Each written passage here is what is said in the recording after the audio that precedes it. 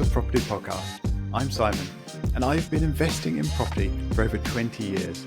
And if you're an active landlord or planning your next property investment, this podcast is for you. This week, I'm joined by a very special guest. Not only is Rachael here today as a guest, but she will also be joining me as co-host for some future episodes, which we will talk about a little later. But to get us started, please say hello to everyone, Rachael, and then perhaps you could let us know a bit about what it is you're doing now before we dig into other things.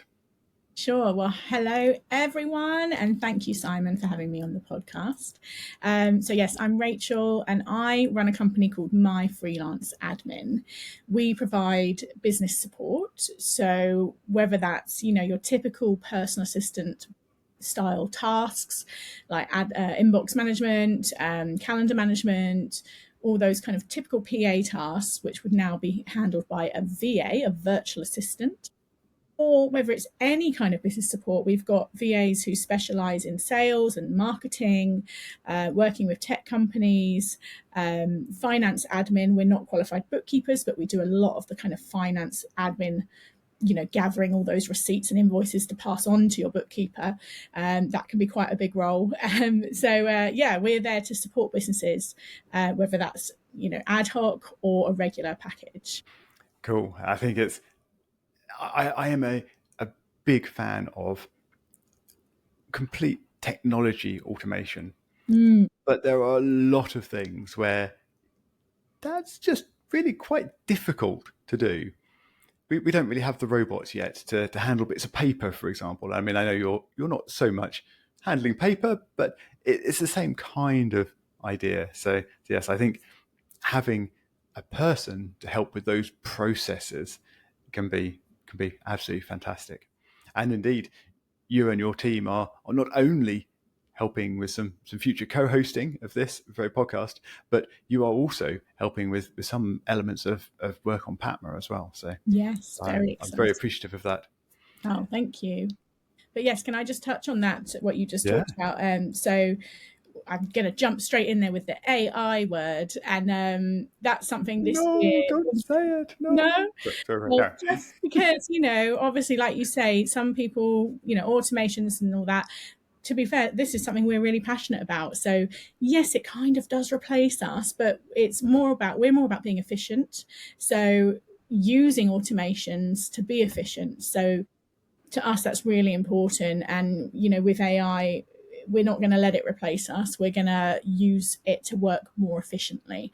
So just wanted to jump in there just in case that's why anyone was going down that route. But yeah, the human touch is always going to be relevant, I think, at some point. And for us, it's about working with those automations and with those AI softwares to work with them.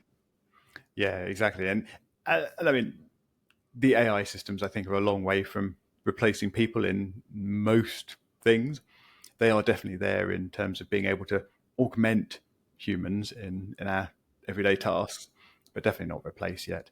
And even when they are starting to replace us as the technology improves, I think it'll actually make the human touch, as you just said, all that more important. Totally. Because there are some things, some situations where you actually do just want to be dealing with a real person. Yeah. And yeah, I think it's going to become ever more important certainly in certain areas of life and business. I definitely agree. And I've also got this real tear, for me, it's like craft. I don't want it to ever replace craft. So graphic designers, skilled people, I don't want AI to ever replace that, musicians. But for us, we get to use it to be more efficient, then yeah, I'm up for that. Yep. Yeah. Yes, definitely agree with efficiency. Yeah. Right, after that slight detour, let me get this. Sorry, I just had to get this podcast episode back on track. So my next question was going to be, you have done a lot of interesting things in the past already, and some of those are related to property. So let's delve into that a little bit. Yeah, sure. So where's your property history? My property history. So I have a real passion for property. Probably goes back to, you know, my childhood. So my dad was a chartered surveyor, so he ran his own business, his own firm, and I was very much pulled into that world. I remember being in his offices doing his filing and going to work with him, and definitely, you know, thrown into that kind of property world. Also the fact that he then, you know, any money he made through the company used to invest into property and actually buying multiple investments. And later on in my life, I lived in one of those. So I was kind of more involved on like a building management side. So I've definitely had lots of, you know, experiences within that space. I also I'm just very interested in it, and my kind of goal in life is to be buying and investing in property later on. And then at one point in my career, I actually sort of sidetracked from working in events and music to working for an architecture firm.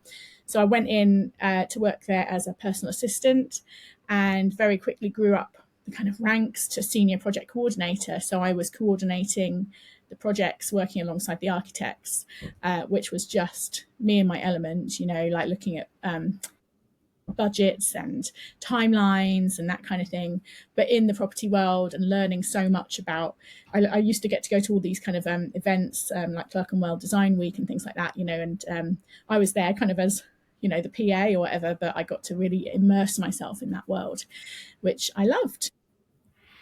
Yeah, it's I if I hadn't gone into technology, I think I would have been tempted to go into sort of architecture and that side of the property business, because I was always fascinated by building plans and sort of, or sorry, perhaps I should say, in planning buildings, but sort of that sort of floor plan and the layout and the structure of things as well. Did you? I mean, I know you weren't being an architect, but did you get to sort of be involved in projects from start to finish? As in, did you see things be transformed from plans on paper to real physical things? Yes, definitely. And actually it's probably more like from meeting minutes to physical things. So like when I was PA to the MD, and he'd be the one out there getting the new business in, and he'd call me from the car and dictate all the minutes. So I'd be taking all the minutes and doing all the actions and things. So I'd see it right from that very first concept of what they're trying to achieve all the way through to this is built. I actually never got to go and visit one, which I'm gutted about. Oh, no. Because there was one where I had a chance to go, but then it all just didn't work out, and I would have loved to have seen it in person, because again, with that one I was quite involved with the procurement, so buying all the cushions and the paintings and stuff, so I would have loved to actually seen that in place. But sadly no, didn't get to. Oh dear, that's a shame. What sort of buildings were these? That one was a hotel, so they did a lot of wedding venues, hotel, like country house wedding venues, and they did a lot of interior cafes, like at places like Brooklands Museum, for example. I don't know, you might not know Brooklands, like a museum will have a cafe inside. They would have done the architecture around that. So they did a lot of interior. It was mostly interior architecture, to be fair. And they also did a few projects abroad in Egypt and Abu Dhabi and places like that as well. So yeah, it was great fun. Oh, that does sound very good. You mentioned you have property business aspirations. I'll ask you about in just a second, but I'm curious, when you set up your own business, which you've done, why didn't you try to set up a property business straight away? I didn't really have the money to. I guess my kind of plan is I'm going to make my money through my business and then invest it in property. But why didn't you just go and take one of these no money down courses and just start a business without any money? Isn't that how it works in property? Of course, that one. No, not how it works. But I would love to. I own my own house, so there we go. First step on the ladder. Yep. But yeah, I am obsessed. Like, back in those days where you didn't work all the time, where you'd watch Homes Under the Hammer at 10 o'clock in the morning, or whatever time it's on. But that was like my highlight of the day. Getting to watch Homes Under the Hammer, that is exciting to me. And all those, and Grand Designs is my kind of Friday night viewing. So yeah, like it's definitely, I love watching that transformation from, but the other part is I don't feel like I actually have any vision. So I don't think I could actually go in there and say, I'm going to make this. I really don't think I would be able to. I don't have that in that, but I just want to do it. I just want to manage it. I want to manage the project and see it come to life. I don't necessarily want to make the decisions of like that wall should be pink, because it would just all go very wrong. How very, very interesting. So what kind of property projects or business would you like to end up involved in then? I don't know. I love the renovation side of things, but obviously that is a big one. I think my first project will be, just purely a rental property, keep it simple. I know I learned from my dad, like he keeps it all so simple. Magnolia is like his color. So it's like, make it as, because it's mainly rented out to either students or young professionals, and like they're not necessarily going to look after the property, so you make it as basic as you can. So I think I'll definitely have some of those kind of properties on my portfolio, and then maybe some more exciting ones. My ideal would be that when my business has got to a stage where my husband can actually retire, he can like manage the projects and things, and I'll be sort of involved a bit, but it's really his thing. And because it's his dream as well. So it's both of our dream to do that stuff, and yeah, invest in different types of property. I mean, I've learned a lot through where I know you from, our property meetup about HMOs and things like that. And there's so many different options that I wasn't really aware of before. Yeah, very, very definitely, very definitely. I think it's really good that you're both wanting to follow the same path and the same dream there. I think that'll make it a lot easier for you. Yeah, definitely. The you mentioned sort of wanting to just have boring rentals. Just to start with, just as like my first one, keep it simple, But yeah, sorry, carry on. No, it's okay. I think it sounds like ultimately you're looking more at sort of flip type projects if you're wanting to go through that renovation, or would you be thinking that you'd start from a rundown something or other and do the renovation to turn it into a rental? Potentially. I mean, I think I'd need to keep it simple for like my first one. That's what I'm thinking, Mm-hmm. So if it's a case of getting something, giving it a bit of a lick of paint, a small kind of renovation, maybe a cosmetic one, just for my first one, that would be nice, and then I could look, once I've nailed that, then I could potentially look at bigger projects. But yeah, like I said, I love the idea of it. I just don't know if I could actually do it. I'm sure you can. I'm sure you can. Do you have sort of a timeline goal around this? I mean, I know you're very busy building your my freelance admin business at the moment, so I suspect this isn't going to happen tomorrow. But do you have an idea? Yeah, no, it's something I'm working towards. So I would say probably in 5 years, I'd like to be getting that first property. That would be a nice timeline to work towards. Cool. Well, yeah, good luck. I hope you manage to make it. Thanks. I think it's a fantastic goal to be aiming for, and I think it's also good to have sort of, I was going to say long-term goals, but maybe 5 years isn't that long-term. I don't know. But Yeah, so I'd say it's ambitious, isn't it? But I've also been planning towards this for a while. So it's not like I'm saying, right, I'm going to do this now. It's like this is something we're working towards. So 5 years probably feels about right. Cool. Right, we should probably talk a little bit about the future business of property episodes that you're going to be joining in on. Yeah. And this is well, this is an idea that's been percolating for a while, and I'm very pleased that you've agreed to come and join me on this adventure, because we don't quite know where it's going to go. But it's fun. It's been a lot of fun so far. Good. I'm glad it has. Yeah. And we should probably fill the listeners in on what on earth we're talking about. So the Business of Property podcast is approaching 300 episodes. It's been around a long time.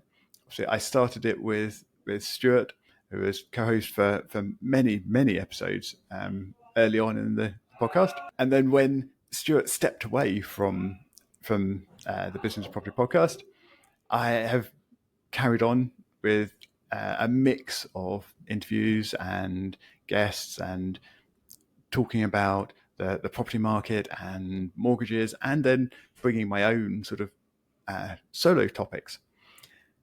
And I wanted to bring a bit more than just the core property focus that it has been for a while, and to try and put out some other ideas, some other suggestions to just try and help people to improve. And this could be around, I don't know, people's health or working more efficiently. That's obviously one of my personal sort of passions, but it can be about all sorts of things. So there's going to be sort of two flavors of the Business of Property podcast episodes going forwards. We've got a sort of plan for how these are going to come out and when they're going to come out, but I'm not going to share that just at the second, just in case we have to make any last minute changes. But Rachel, I will pass it over to you to perhaps mention what it is we're calling this new adventure in this podcast feed, and maybe give people a teaser on a couple of the topics that we've already got lined up. Yeah, sure. So first of all, it's called One Thing Wednesday. And the idea is that we are giving you an idea of one thing that we think you should, do or improve that Wednesday. So it's giving you an action. And these could be things like going to bed earlier, or deleting a social media app, or getting your tax return in early, and the idea is we have a very short bite-sized conversation around it, but we set you that task of, this is one thing you should do this week. And we just hope it inspires some people to take some action, and people learn from it in some way. Yeah. We don't expect everyone to take every action we suggest. but we certainly hope that there'll be enough variety and ideas that we can talk about that you listeners are able to pick up some of them and just make an improvement to life, the world, whatever scope you want to envisage it in.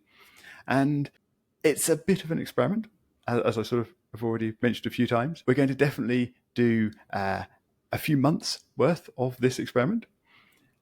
We would really, really like to hear from you, the listener, as to what you think of this experiment. Obviously, don't write in just yet. Give us a few weeks to listen to a few episodes and see what you think of them. But you can email in show@thebusinessofproperty.com, and there's also a contact form on the website, and there are sort of LinkedIn links and things like that to both of us in show notes and stuff like that. So you can find us, you can get hold of us. Oh, YouTube comments. Of course, I always forget that there's YouTube, and there's so many platforms. Indeed. So there are lots of ways for you to reach out and let us know what you think of these episodes. We'd really like to hear your own suggestions for things that could be focused on. Just one thing, just one nugget of a change that could work to improve person, or improve life, I should say, and business and property potentially. So we're obviously keeping the business and the property themes running, but there will be some life improvement elements in there as well.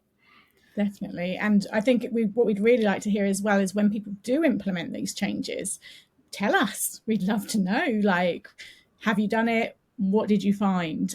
Share your stories with us, because that will really help fuel future episodes. Yep, very, very definitely. Keep your eyes peeled and watch this space. It's coming soon. I think that's a fantastic point to end then. So thank you very much for joining me today, Rachel, and thank you very much for joining me in the future as well. Thanks, Simon. Thank you to everyone listening, and please do let us know what you think of the One Thing Wednesday episodes, which will be in your feed very soon. And I will speak to you again next time.